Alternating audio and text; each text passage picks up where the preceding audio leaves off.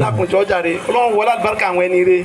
gbogbo ohun tí ń jẹ́ ìṣòro ìbànújẹ́ wa Ọlọ́run bá sọ dídùn máa lọ́wọ́ tó ti ń dùn wá nínú Ọlọ́run ní sọ ìbànújẹ́ bí láti rí afáwa Shakirudeen àbí afáwa Zikirullah Uzaifa aládùá ni Ọlọ́run ní dọ̀rọ̀ ẹrú o wà á máa ráàánú gbà o kò ní ṣubú o láìpẹ́ láì jìnnà ó pè wá síbi nǹkan rí ẹ gbogbo àwọn mọ́sí so yìí rí ọlọ́run Muhammad Allahumma. Amina. ẹ jẹ́ àjọ sí amina mẹ́ta. Amina. Amina. Amina wa Allah. Ọlọ́run wọlá gbogbo jama afáwa Sàdálà Abdulrahim Táyélólú ọlọ́mọdé máa padà sí abú. Gbogbo àwa Zawiya ẹgbọ́n ta ká sí fati àfẹ́yìn náà tó lẹ́yìn ilẹ̀ dúró tà fà kọ́lọ́n dákun ọlọ́mọ dọ̀rọ̀ àfáàrú ọlọ́mọ bàdàdà àfáàjẹ́ wọlé ànábùwà Muhammad sallallahu alayhi wa sallam. Tíṣà wa tí ó wọlé yìí bàbá wa láti Ìjú ojú wọn jọ bàbá wa láti Ìjú Alhaji wa láti Ìjú ọlọ́run kan ọlọ́mọdé máa padà sí aburú wọ́n sì ń lọ lẹ́ẹ̀kan ojú mi wò pé àwọn náà ní àbáwọn kọ́ ọlọ́run dákun wọ́n lá gbogbo òjòkó yìí ọlọ́mọdé kẹ́ ẹ jábọ́ wọ́n lá anábà Muhammad wọ́n lá la ilaha illallah wọ́n lá Muhammadu Rasulullah salamu alaykum rahmatulah ọlọ́run sì ń kẹ́rẹ́ pé ó yá ẹ̀rẹ́kọ̀ ẹ̀yin tẹ́ wà ń gbówà sá. lálẹ́ máa lọ wojú wọn ẹ wojú tèmi pápápá ṣé òun náà lẹ́ ń ṣe ẹ ṣe kíá my boy hello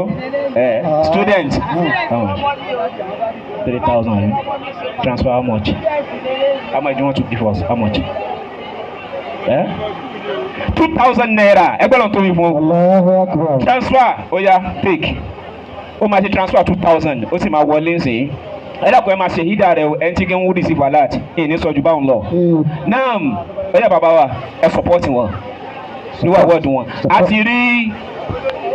20,200 22,000 23 24 ó jẹ́ 25 báyìí 25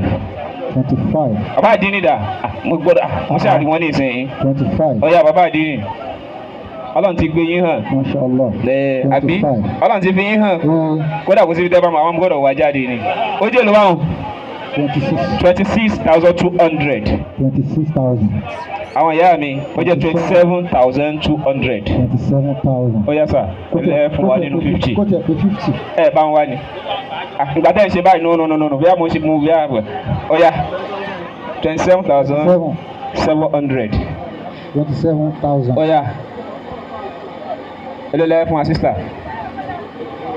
ṣé ẹ ti fún wa ní ó dà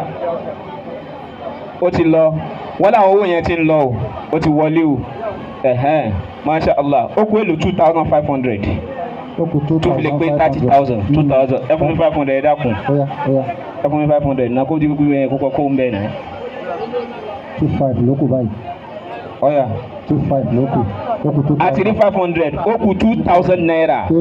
ẹ jẹ fún wa 500 yóò máa yá ọlọ́gbà wọ́ọ̀dù ló kù. 500 mẹ́rin. ọ̀yà 500 mẹ́rin. ó kù 15. wọ́n ló ti wọlé o ṣé ń wọlé masha Allah ó kù 15 báyìí ọ̀yà dákun 15 ló kù ó fi lè gbé ẹ fún wa 1,000 15 ló kù ọ̀yà alhamdulillah ó kù 1,000 naira masha Allah masha Allah ẹ jẹ́ kí ó kù 1,000 ẹ kọ́kọ́ sọ̀rọ̀ 1,000 tó kù náà wọ́n dá sí ọ̀yà 1,000 ló kù sà ọ̀yà dá sí tọ́lọ́mù wọ́n ní mọ́ṣáláṣí tí ilé ọlọ́run ló lọ direct wọ́n ní kẹsàmì ni kó lè bá a yá masha Allah Sheikh Ibrahim wọ́n ní inú ilé làwọn wà àwọn ò dá sí wọ́n ti ń dá sí tẹ́lẹ̀ àwọn ò tún dá sí nípa kíkùn mọ́ṣáláṣí ohun tí Ramadan ò fi dé òun ó kún yóò gbà kúnkún owó àdúrà dà ṣé àṣẹ lélẹ́yìn